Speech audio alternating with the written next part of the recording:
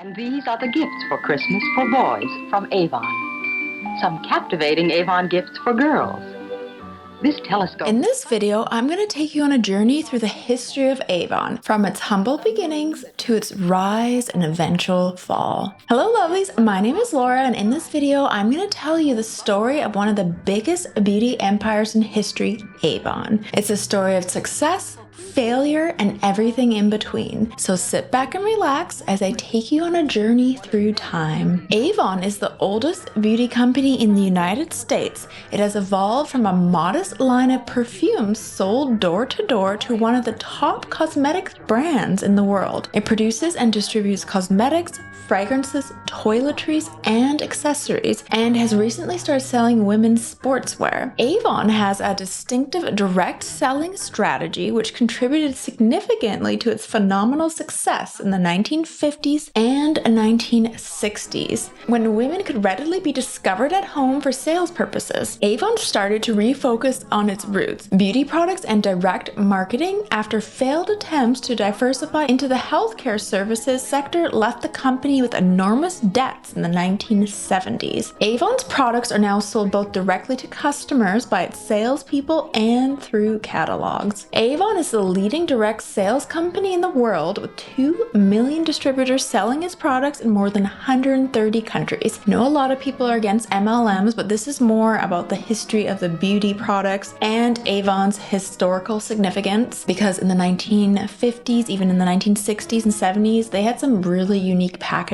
and it is interesting to go back in time and look at all those catalogs. Now let's look at the early years as the California Perfume Company. Avon products got its start in the middle of the 1880s when David H. McConnell, a door-to-door book salesman, tried to boost dwindling sales by giving away little samples of perfume to housewives who would listen to his pitch. Nevertheless, it soon became apparent that his clients were more intrigued by the scent, so McConnell quit the book-selling industry to develop a full line of perfumes that would be distributed door to door. He created the Tiny Dot perfume set, which featured 5 scents: white rose, violet, lily of the valley, heliotrope, and hyacinth, in a pantry-sized room in New York City. His business was given the moniker California Perfume Company in an effort to evoke feelings of the state's splendor and energy. By the use of the nationwide network of sales agents he had established during his years as a bookseller, McConnell intended to create a business centered around fast consumable goods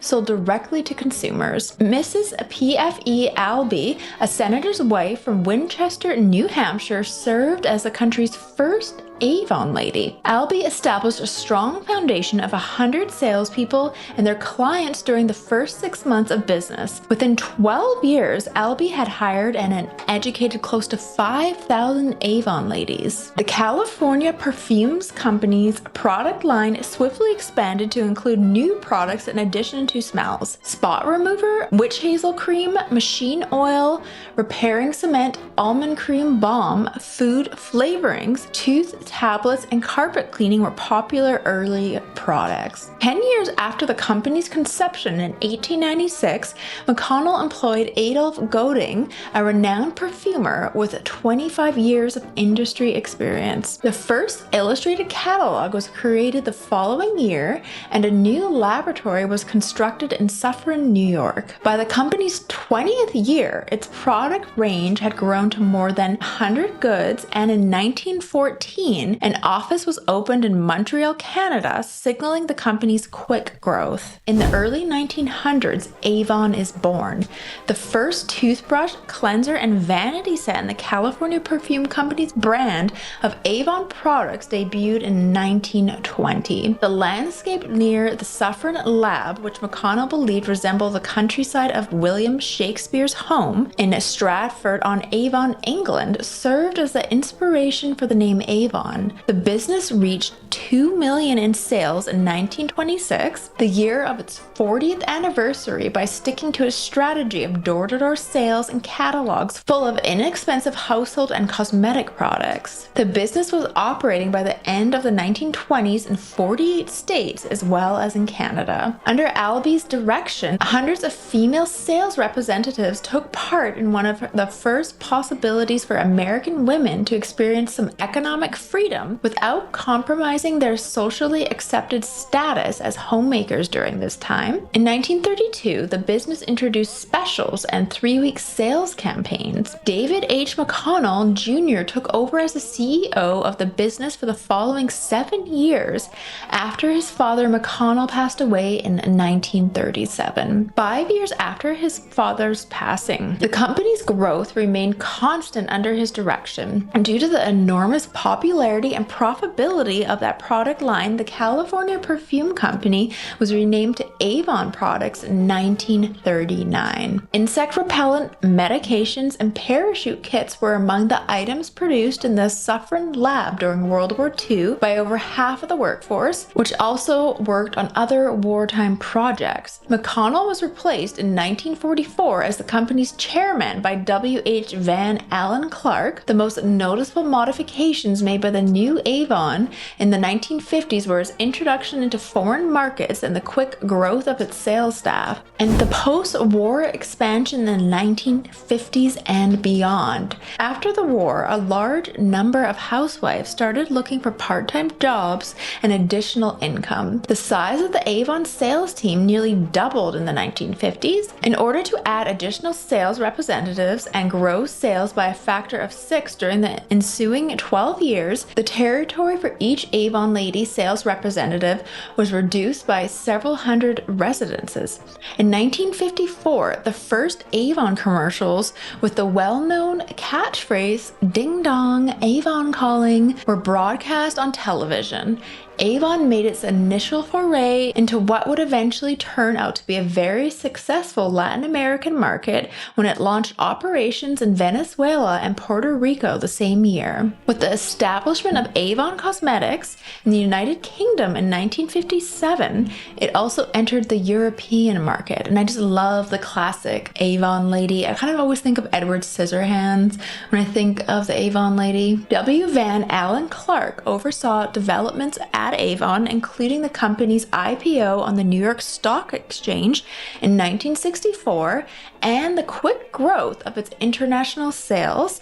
J.A. Ewald succeeded Clark in 1966, and W. Hicklin took his place a year later. The customary 3-week sales cycle was reduced to 2 weeks under Hicklin in order to boost sales. The 3-week campaign was still employed abroad, especially in Asia, where Avon first entered the market in 1969 by starting operations in Japan. Together with Brazil, Mexico, and the United Kingdom, Japan continues to be one of Avon's major international markets. Now into the 1970s. The most difficult times in Avon's history came throughout the 1970s. Avon's growth stagnated in 1973, despite the fact that sales surpassed $1 billion in 1972, and the company had become the largest jewelry producer in the world in just 5 years since starting its successful costume jewelry line in 1971. And I do love 1970s Avon jewelry. I have a bunch of it. The recession and the large influx of women into the workforce both had a negative impact on the organization. Social shifts that management had not anticipated nearly brought down Avon's direct selling system, which was the company's invention and core strength. Recession and inflation damaged the company's high sale decanter product line. Around 25,000 Avon women left the company in 1975. Avon products were beaten by retail cosmetic manufacturers who offered jazzier items to women with new attitudes. These issues all came together to cause turbulent times, which ultimately resulted in Avon's restructuring. The most obvious adjustment Avon made in reaction to these challenges was to adapt to its market better. About 25% of Avon's sales currently come from sales reps who followed women into the workforce, and new ventures like direct mail, women's garment testing were done. Due to market research, adjustments were also made to the cosmetics product line's pricing and overall structure. In 1975, David W. Mitchell succeeded Fred Fusay, who had worked his way up through Avon's manufacturing division to become its chairman in 1972. Mitchell had previously worked in marketing for the company. Mitchell used market and product research, product development, and promotion to strengthen Avon's position in the beauty industry. Avon's sales were revised, its advertising time more than tripled, and its image was updated to make it more appealing to modern consumers. What killed Avon's business model? Avon Products was a well-known consumer brand for more than 3 decades that attracted Avon women, consumer entrepreneurs who sold these goods door to door to other consumers. When women used to remain at home, which was a long time ago, someone was home when an Avon representative rang the doorbell. That is how Avon went from a little business to a multi-billion-dollar global company with a sizable sales staff. But Avon's commercial strategy appears to have been on its way out in recent years. Many staff are being let go as sales are falling and profit margins are being reduced. What destroyed the Avon business plan? The list of the suspects is extensive. The transformation in women's place in society is at the top of the list. Women don't remain at home as much nowadays, at least not as much as they used to. Also, traditional retail sales are being quickly replaced by online commerce. The competition from conventional shops like Revlon and Procter & Gamble is next on the list. Online retailers with a cost advantage over traditional retailers like Amazon and others are the third source of competition. Fourth, there was a drive to expand internationally, which came at the expense of the home base, which ultimately had to pay for mistakes made in international markets. The company's inability to meet expectations of both customers and network members, as shown by a large number of complaints in consumer reports, is the fifth possible and most significant factor. And I do feel like the products have gone downhill. I remember it was probably like 5 years ago now, wanted to become an Avon lady because I was like attracted to the vintage side of it, just kind of for research and development for YouTube videos, just to see how it works. And I was looking for all the vintage products, which is nothing is what it used to be with all the beautiful vintage packaging. And I just feel like the quality has really gone downhill. I feel like probably in the 50s, 60s, and even 70s, the Avon stuff was good quality. And if you look back at all the packaging, it was really beautiful. And fair enough, Avon has made some efforts to improve matters, including shifting its headquarters to the UK and a series of layoffs most recently, but it might already be too late. The conventional commercial strategy of Avon is obsolete. It was destroyed by social change, competition, and failure to meet client expectations. Avon made the decision in 2022 to establish top-tier research and development facilities in Poland and in Brazil, where representatives and customers already dwell, in order to create a seamless supply chain network in 2 of their biggest markets. This is a component of Avon's Open Up and Grow strategy. Their 125-year-old research and development center in Suffern, New York would be forced to close as a result of this, beginning with layoffs in March 2023.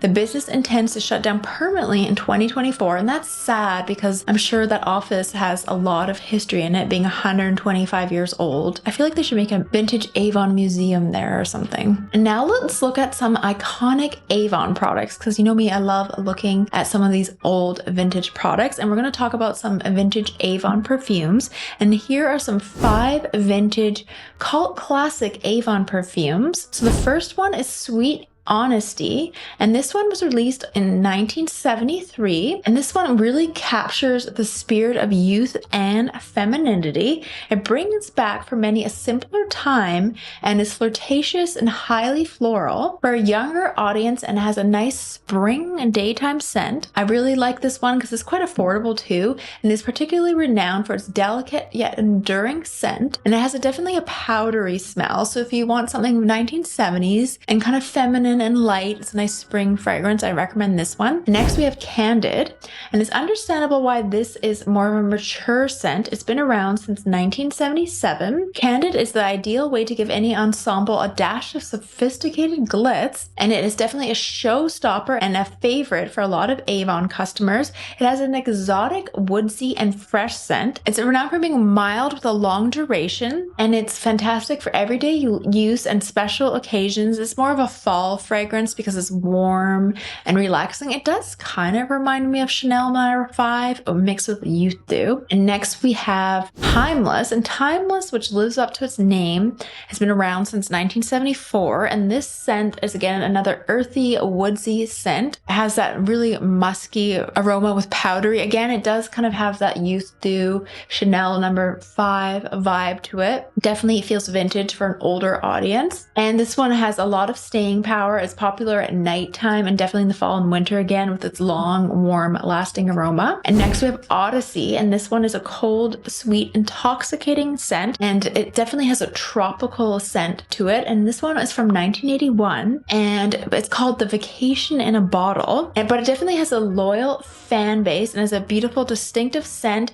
and it can be worn even in the cooler months, and it's definitely known for having a long wear as well, but I would recommend this one in the summer. And next we have Night Magic, and this one is iconic and it's very sensual and powerful, and a lot of people describe it as intoxicating and seductive. It has musk notes again, settling into a lovely sandalwood and a cedar base. And this one was created in the 1980s, and this one also seems to have a cult following. And another iconic product that you can still buy today is of course the Skin So Soft, and I feel like, I'm not 100% sure, but I feel like the formula, or at least the scent, has been the same. And the Skin So Soft line first launched in 1961, so this one's pretty old, and it is one of the most well-known products by Avon, and it started as a bath oil, and I have used it in the bath before, and it definitely makes your skin super soft. And I love looking at these vintage 1960s Skin So Soft advertisements, and I love this bath oil because it was created using emollients, and it's perfumed with balsam, evergreen, and herbs. It definitely has that distinct smell. It came in a glass bottle that looked like a perfume bottle and had a green text S logo on it. And Avon soon after introduced a bar of soap called Skin So Soft and an after shower smoother. And the most well-known and recognizable bath and body product produced by Avon is still the Skin So Soft original bath oil. I wish they re-released it in the glass bottle because I have one of the vintage glass bottles and it's super glamorous looking. Nearly 60 years later, Skin So Soft original bath oil still has the same calming, moisturizing, and fresh herbal smell qualities of the original formulation. I actually have some vintage Skin So Soft still filled from the 70s, and I opened it up to smell it, and it still smells exactly the same as it does now. I feel like obviously if I put the 70s one in a bath, I'd probably end up getting some like horrible rash or something, but I was surprised that the smell kept for over 50 years. And Avon, a one-time titan of beauty products and home sales that heavily inspired the image of the modern door-to-door salesperson, has now been locked in a little battle for relevancy in an ever-changing economy. The result is nothing less than an epic drama, Avon's rise and fall,